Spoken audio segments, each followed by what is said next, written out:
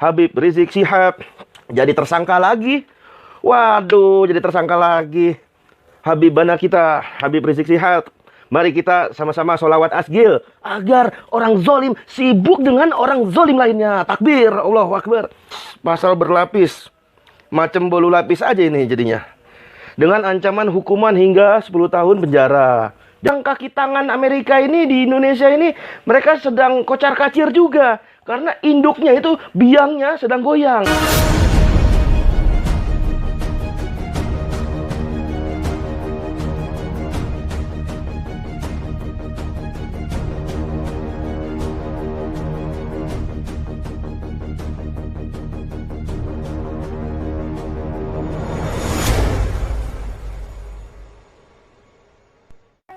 Bismillah. Assalamualaikum warahmatullahi wabarakatuh. Alhamdulillah, alhamdulillah. Masih bersama Al-Fakir. Jumpa lagi Ade Abi Faisal pada hari ini Senin 11 Januari 2021.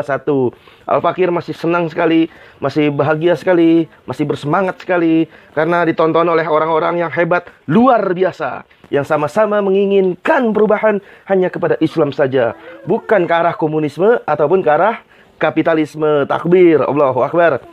Jadi di pembahasan di video kali ini, Habib Rizik Syihab jadi tersangka lagi. Waduh, jadi tersangka lagi. Habibana kita, Habib Rizik Syihab. Mari kita sama-sama sholawat asgil agar orang zolim sibuk dengan orang zolim lainnya. Takbir, Allahu Akbar. Habib Rizik Syihab dan menantunya terancam 10 tahun penjara. Dilansir dari detik.com, Habib Rizik Syihab bersama menantunya Muhammad Habib Hanif Alatos serta dirut Rumah Sakit Umi dan Pak Andi Tatat ditetapkan sebagai tersangka terkait tes swab di Rumah Sakit Umi Bogor. Ketiganya beliau ini dijerat pasal berlapis, macam bolu lapis aja ini jadinya. Dengan ancaman hukuman hingga 10 tahun penjara. Jadi untuk mempersingkat waktu, Al-Fakir ingin memberikan setidaknya beberapa poin.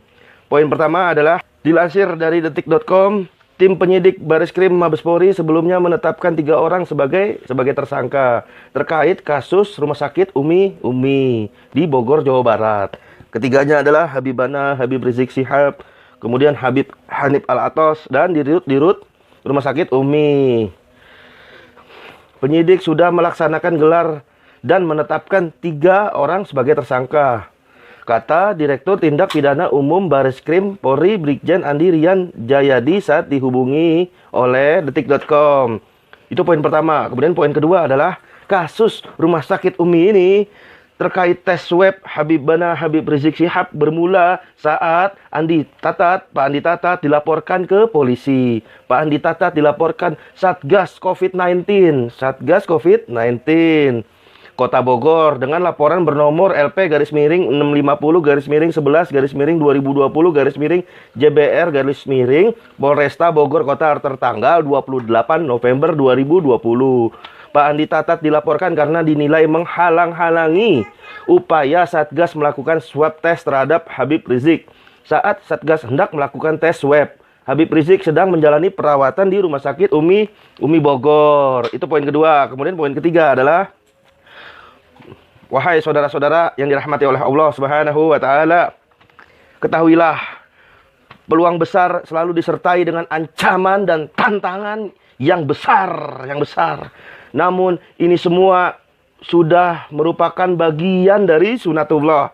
Seluruh nabi dan rasul seluruhnya ketika mengemban amanah visi perubahan dari langit ini, yakni visi perubahan yang berdasarkan mandat wahyu ilahi dari Allah Subhanahu wa taala, semuanya mendapatkan tantangan dan hambatan. Takbir, Allahu Akbar. Itu poin ketiga. Keempat adalah, saudara-saudara jangan merasa marah, emosi, apalagi panik, apalagi kesel. Jangan. Jadi ketika menghadapi Habibana ini, Habib Rizik Syihab sebagai tersangka lagi, ini kayak nasi padang aja ini, makannya nambah ini. Udah tambo dah cie, ya, tersangkonya cie deui, cio deui. Bahasa Sunda, bahasa Padang pakai bahasa Sunda. Cie deui, aduh, nambah tersangka lagi. Ini jangan merasa kita ini sendirian, jangan merasa sendirian. Pertolongan Allah Subhanahu wa taala sebentar lagi akan datang. Takbir, Allahu Akbar ya. Ya, jangan merasa sendirian, jangan merasa panik dan sebagainya. Tenang saja, tetap santuy, tetap kalem, tetap istiqomah, insya Allah Subhanahu wa taala. Kok bisa? Kenapa? Karena tanda-tanda pertolongan Allah Subhanahu wa taala sudah terlihat di Amerika. Lihat di Amerika. Kita ini kan sekarang disibukkan dengan COVID di Indonesia, kemudian kasus FPI berturut-turut. Rupanya nun jauh di sana induk kapitalisme, ya ini Amerika Serikat, induk kapitalis dunia Amerika Serikat sedang ketar-ketir, saudara-saudara, sedang kocar-kacir, brother, saudara-saudara, sedang kocar-kacir ya, sedang ketar-ketir ya, Amerika itu di sana akibat badai protes di Amerika. Beberapa hari terakhir ini telah terjadi aksi protes besar-besaran dan kerusuhan dari para pendukung Donald Trump di beberapa negara bagian Amerika, negara kecil-kecil itu. Dan aksi protes ini, saudara-saudara, telah sampai kepada Kongres Amerika. Begitu. Jadi, walhasil itu induk kapitalisme dunia itu sedang ketar-ketir, saudara-saudara. Sedang goyang, sedang kocar-kacir. Otomatis yang antek-antek kapitalisme yang bercokol di Indonesia, pasti mereka juga sedang panik, saudara. Mereka juga sedang, kaki tangan Amerika ini di Indonesia ini, mereka sedang kocar-kacir juga. Karena induknya itu, biangnya sedang goyang di Amerika sana. Kiblat kapitalisme di Amerika sedang goyang. Apa sih kapitalisme? Kapitalisme ya ini adalah aturan selain aturan Allah Subhanahu wa taala yang menjalankan sistem pemerintahannya berdasarkan roda ekonomi ribawi. Nah, boleh dibilang kapitalis itu adalah pemilik modal. Kapitalisme ini adalah aturan yang berasal dari pemilik modal. Oleh karena itu, muncullah investor. Oleh karena itu, muncullah undang-undang yang berpihak kepada investor. Contohnya Undang-Undang Minerba, Omnibus Law, kemudian Undang-Undang Penanaman Modal Asing di Indonesia. Nah, itulah yang dimaksud kapitalisme. Menuhankan duit. Dan menuhankan orang yang punya duit di Amerika sana sedang goyang. Sedang goyang. Jadi jangan panik, saudara-saudara. Allah bersama kita. Pertolongan Allah Subhanahu wa taala semakin dekat kepada kita. Semakin dekat kepada para habaib dan ulama yang garis lurus. Bukan ulama garis fulus. Ulama garis fulus. Walhasil, dari beberapa poin tadi nih, saudara-saudara, resep untuk menghadapi itu semua adalah tetap berjuang yang ikhlas dan istiqomah. Seluruh para aktivis dakwah itu harus bersatu.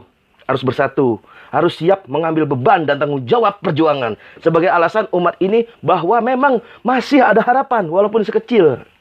Kita yakini peta perjuangan yang sahih bersama para habaib dan ulama yang lurus, bukan garis fulus, bukan. Maka kita harus dituntut, saudara-saudara, untuk istiqomah menapaki jalan hingga Allah Subhanahu wa taala menurunkan pertolongan dan kemenangan atau kita binasa karenanya. Takbir, Allahu Akbar.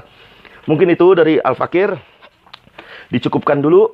Nantikan episode selanjutnya yang lebih semangat. Wabillahi taufik wal hidayah. Wassalamualaikum warahmatullahi wabarakatuh.